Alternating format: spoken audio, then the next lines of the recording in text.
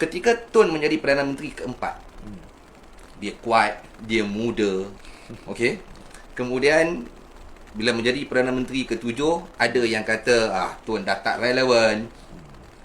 Tetapi soalan saya ini pandangan Tuan Haji secara peribadi tentang ketegasan Tun semasa menjadi Perdana Menteri keempat dan ketujuh dan kini. Adakah benda tu dah luntur ataupun masih lagi berada di tahap tertinggi?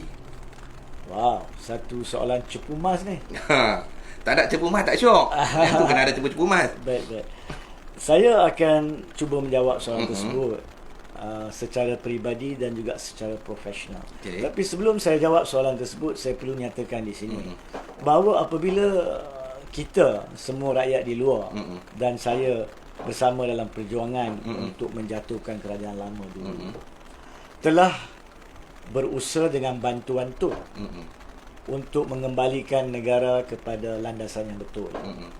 Dan kemudiannya apabila kita berjaya menjadi kerajaan, niat dan hasrat kebanyakan di kalangan masyarakat di luar dan kita yang berjuang adalah seperti yang telah diumumkan, iaitu Tun menjadi Perdana Menteri untuk satu tempoh tertentu bagi tujuan meletakkan negara ke landasan yang lebih baik sebelum diserahkan kepada pucuk pimpinan negara yang baru. Dan atas dasar tersebut, walaupun secara official, secara rasmi saya memang tidak memegang apa-apa jawatan di dalam kerajaan, tapi secara peribadi saya telah dari masa ke semasa masih mempunyai perhubungan dengan Tun berkaitan perkara-perkara secara khususnya lebih-lebih lagi berkaitan isu perundangan dan perkara-perkara yang berbangkit, yang mana kekadang saya percaya beliau perlu pandangan perundangan tentang perkara tersebut. Dan daripada pengalaman tersebut, saya boleh nyatakan dengan jelas di sini tanpa keraguan langsung bahawa ketegasan Tun berkaitan dengan isu Islam, sebab topik kita berkaitan Palestin dan Islam, daripada zaman dia menjadi Perdana Menteri pertama yang kita tahu bila kita baca semua rekod yang ada, dan pada zaman dia menjadi Perdana Menteri kedua 22 bulan tu, beliau tidak luntur langsung ketegasannya, malah tidak luntur tidak luntur, malah lebih kuat jika saya boleh nyatakan. Saya akan bagi beberapa contoh. Ada perkara yang saya nyatakan di sini, saya tidak boleh dedahkan butiran-butiran lanjut sebab ia melibatkan perhubungan antara bangsa. Tapi setakat mana yang saya boleh nyatakan, saya akan huraikan untuk fahaman. Itu yang kami nak dengar Tuan Haji. Benda-benda yang apa kami tak tahu, yang Haji tahu, yang boleh kongsilah bersama kami tentang ketegasan Tun Dr. Mahathir ini. Tanpa memungkiri keperluan kerahsiaan perkara yang perlu untuk kepentingan negara. Yang pertama sekali, kalau kita masih ingat lagi isu Zakir Naik. Itu isu Islam. Isu itu berbangkit pada bulan Ogos tahun 2000, bulan Oktober Ogos 2019. Di mana pada masa itu disebabkan ramai daripada saudara-saudara kita yang bukan beragama Islam di negara kita cuma mendengar kepada propaganda dari India, maka mereka berpendapat bahawa kononnya Zakir Naik adalah seorang yang menjadi seorang teroris dalam mata mereka. Tapi pada hakikatnya propaganda tersebut adalah salah. Tetapi ramai di kalangan negara kita yang telah meminta supaya Zakir Naik yang pada masa itu menetap di Malaysia dan masih lagi menetap di Malaysia, alhamdulillah, sebagai penduduk tetap, dan sekarang saya percaya sebagai warga negara, telah pun diminta untuk dipulangkan balik kepada India. Dan perkara itu telah dibangkitkan oleh beberapa ahli kabinet Kerajaan Pakatan Harapan pada masa itu. Bukan kerana mereka berisu agama ataupun rasis, tapi saya percaya disebabkan mereka terpengaruh dengan propaganda negatif yang palsu. Itu penting. Jadi pada masa itu saya telah memperolehi maklumat-maklumat yang perlu berkaitan dengan latar belakang kisah sebenar perundangan Zakir Naik, dan juga mengesahkan bahawa antara lain di India sekalipun, jawatan kuasa siasatan di India telah mendapati aduan-aduan daripada pihak kerajaan India terhadap Zakir Naik tidak berasas. Ada laporan berkaitan itu. Yang keduanya, India tidak pernah meminta Malaysia untuk memulangkan Zakir Naik secara rasmi, iaitu ekstradisi. Kalau ada, maka bolehlah kerajaan ataupun pihak berkuasa melalui proses perundangan membuat keputusan. Yang ketiganya, yang penting, bahawa permohonan untuk borang merah Interpol oleh India terhadap Zakir Naik pun tidak pernah diproses dan diterima oleh Interpol kerana tidak mematuhi proses prosedur perundangan antarabangsa borang merah tersebut ataupun red notice tersebut. Perkara ini telah saya dapati dan saya telah berbincang dengan Tun, dan alhamdulillah saya difahamkan oleh para menteri dalam kabinet sendiri beberapa hari, selang seminggu selepas itu, bahawa Tun telah berfungsi sebagai seorang peguam dalam kabinet untuk menjawab kepada tohmahan-tohmahan dan aduan-aduan menteri-menteri berkenaan. Dan sehingga selepas itulah Tun telah mengeluarkan kenyataan bahawa tidak ada apa-apa tindakan dibuat terhadap Zakir Naik. Itu yang pertama. Dan jangan kita lupa, perkara itu dibuktikan betul. Sebab selang beberapa bulan selepas itu, beberapa minggu selepas itu, wujud pada kes Kashmir di India. Bagaimanakah berlaku dengan orang-orang Islam di Kashmir di bawah kerajaan Modi? Tidakkah mereka didiskriminasi? Adakah kita nak hantar balik Zakir Naik ke sana dalam keadaan itu, sedangkan Zakir Naik dikatakan sebagai seorang pendakwah Islam yang memurtadkan orang-orang Hindu daripada agama mereka kepada agama Islam kononnya. Itu yang pertama. Yang keduanya, selang beberapa bulan selepas itu, tahun sudah, jangan kita lupa di India diadakan undang-undang baru bagaimana orang-orang Hindu daripada negara lain pun boleh memegang kawasan dan hak untuk tinggal di situ, dan juga kawasan tanah di negeri-negeri berkenaan. Jadi kalaulah perkara-perkara ini, kalaulah Zakir Naik dipulangkan kepada India dengan keadaan-keadaan yang wujud yang dibuktikan selepas itu, adakah Zakir Naik akan dibenarkan hidup dengan betul dan tenang? Ya.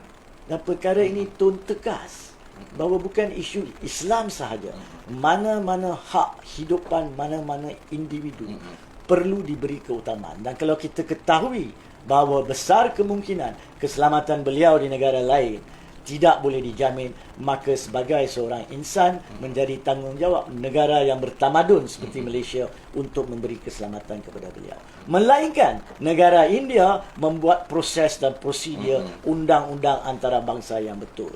Jadi itu contoh yang pertama. Dan memang saya telah, macam saya nyatakan tadi, nyatakan perkara ini secara pengalaman terus dalam urusan berkaitan perundangan perkara tersebut. Yang keduanya, pada masa yang sama, terdapat suatu isu melibatkan individu-individu pelayan. Dan saya tidak boleh nyatakan secara khusus negara mereka maupun negara ketiga yang akan menjadi sensitif dalam perkara tersebut. Pada masa itu, saya telah memberi sedikit pandangan perundangan dan telah juga di atas permintaan Tun menghubungi kedutaan sebuah negara lain Islam untuk menyelesaikan perkara itu. Dan alhamdulillah, beberapa orang, lebih daripada 10 orang Islam telah selamat daripada dianiayai di satu negara ketiga di atas usaha yang Tun lakukan melalui proses pahaman dan ketegasan hak Islam dan hak individu. Saya tak tahu cerita ni. Saya yakin ramai di luar sana pun tak tahu. Ini cerita panas ni Tuan Haji. Terima kasih kerana berkongsi pengalaman haji dengan Tun. Sambung lagi Haji. In fact, saya minta maaf, saya tidak boleh nyatakan nama kedua-dua negara tak tersebut. Sebab menjadi perkara penting dalam urusan antarabangsa. Perkara yang boleh diuruskan secara terbuka, diuruskan secara terbuka, dan perkara yang tidak boleh, maka tidak boleh dijejaskan walaupun sampai ke kiamat. Jadi itu yang kedua. Yang ketiga, jangan kita lupa juga pada setahun selepas itu, iaitu isu Kashmir. Apabila isu Kashmir berbangkit, maka pada masa itu sekali lagi saya telah menghubungi pemangku kedutaan Pakistan pada masa itu berkaitan dengan isu-isu Kashmir. Dan maklumat-maklumat yang diperolehi telah bantu untuk dikongsikan dengan Tun Dr. Mahathir sebelum daripada persidangan OIC. Dan kalau kita masih ingat, pada sekitaran itu juga ada satu kenyataan rasmi yang dikeluarkan oleh ketiga-tiga pemimpin utama negara Islam dunia pada masa itu, iaitu Erdogan Turki, Imran Khan Pakistan dan juga Tun Dr. Mahathir Malaysia, di mana mereka telah menyatakan bahawa ketiga-tiga negara ini akan membuat suatu perhubungan antarabangsa yang kukuh bagi tujuan melawan Islamofobia. Kalau kita masih ingat. Jangan kita mudah lupa. Dan pada masa itu telah diumumkan suatu rangkaian berita antarabangsa Islam akan ditubuhkan oleh tiga negara. Perkara ini amat sedih. Sebab sebelum perkara itu dapat dilaksanakan dengan betul, kerajaan Pakatan Harapan, kerajaan pimpinan Tun telah pun dijatuhkan oleh beberapa orang daripada Parti Bersatu sendiri yang tidak nampak betapa pentingnya usaha kerajaan Tun pada masa itu untuk menegakkan Islam di persada antarabangsa. Dan sekarang kita katakan pula kononnya negara kerajaan sekarang ni adalah kerajaan Islam Melayu. Di manakah dia hakikatnya? Apabila usaha di persada antarabangsa digagalkan oleh mereka ini. Jangan kita lupa, Turki sebenarnya memang maju dari segi teknologi, ketenteraan, pembikinan ataupun manufacturing. Pakistan pula kaya dengan national resources, beratus juta rakyat. Ya. Malaysia dikenali dengan aura Tun dan juga dikenali sebagai negara yang membangun dan melalui masalah-masalah kewangan dan sebagainya sehingga mempunyai sistem pendidikan yang kukuh. Pada masa itu ada perbincangan telah dibuat supaya ekonomi ketiga-tiga negara dengan kelebihan yang ada ini dapat digunakan untuk memajukan kesemua negara, di mana Malaysia pun akan menikmati keuntungan ekonomi apabila contohnya satu universiti Islam antarabangsa diwujudkan di Pakistan untuk membolehkan rakyat-rakyat Pakistan dengan mudah dan murah mengikuti pelajaran di iktiraf antarabangsa dari Malaysia ini, di mana bantuan ataupun keuangan datangnya daripada Turki. Jadi perkara ini sepatutnya para pemimpin lain tahu, bukan tidak tahu. Tapi malangnya daripada perbincangan yang telah saya adakan dengan pemangku kedutaan Pakistan tersebut berkaitan isu Kashmir dan pada masa yang sama berkaitan isu tiga serangkaian, saya telah dimaklumkan bahawa tidak ada pada masa itu apa-apa hubungan secara continuity oleh pihak Kementerian Luar Negara dengan kedutaan Pakistan pada masa itu. Walhal kedutaan Turki pun kita telah hubungi, tapi kita tidak pasti sama ada menteri yang berkenaan di Kementerian Luar Negeri atau menteri ekonomi ataupun menteri MITI telah pun menghubungi pihak-pihak ini untuk tindakan lanjut. Tapi mereka inilah sekarang ni berada dalam kerajaan Islam Melayu. Jadi di manakah dia persoalan tentang kelunturan ketegasan Tun berkaitan Islam? Tidak ada. Tidak ada. In fact, apa yang saya huraikan tadi setakat mana yang saya boleh adalah berkaitan perkara-perkara yang saya boleh huraikan. Dan saya yang tiada kaitan dengan urusan rasmi kerajaan pun memberi contoh-contoh yang jelas menunjukkan ketegasan Tun. Apatah lagi, tanyalah para pemimpin yang kini berada dalam kerajaan Perikatan Nasional tentang ketegasan Tun berkaitan isu Islam dan hak individu. Ya?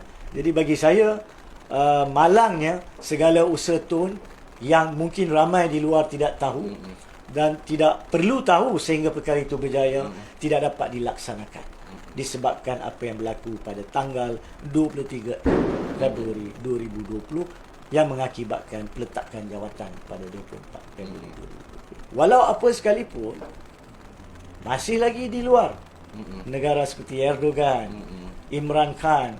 In fact, kita dipahamkan pada malam raya pertama, Amir Qatar telah menghubungi Tun. Dan jangan kita lupa, Sultan Brunei seringkali menghubungi Tun dari masa ke semasa.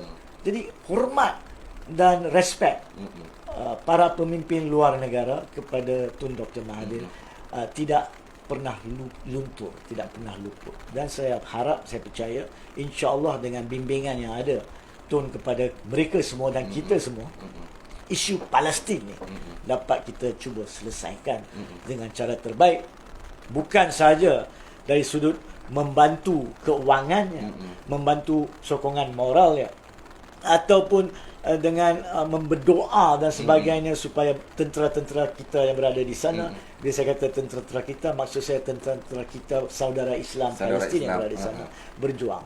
Tapi saya percaya kita boleh lakukan lebih daripada itu di sudut antarabangsa, dari sistem, dari sudut undang-undang antarabangsa, ya, insya-Allah.